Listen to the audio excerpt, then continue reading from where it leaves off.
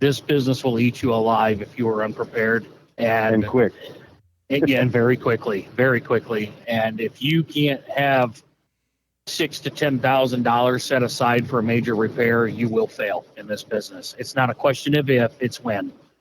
Well, nowadays, And that right honestly, there goes back to you, Stacy, where you're talking about the consulting, teaching these newer entrepreneurs how to budget and set up for their truck costs so they know what they're making and what they're losing.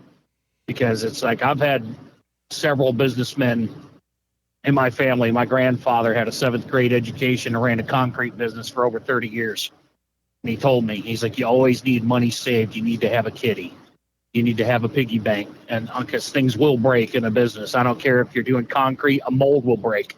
If you're in trucking, and he had a fleet of 21 trucks, he's like, at any one time, you have 21 different problems. exactly. He was like, you got to be prepared. Well, and I think the biggest thing too is people get this misconception when they go out, especially in a lease truck. They go straight from a company driver to a lease driver, and they get that big paycheck, and all of a sudden, wow.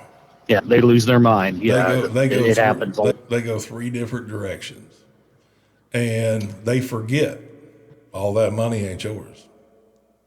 And they forget about the taxes. They forget about maintenance. They forget about, I know a lot of lease take out maintenance fund, but that's a very minimal fund just in case.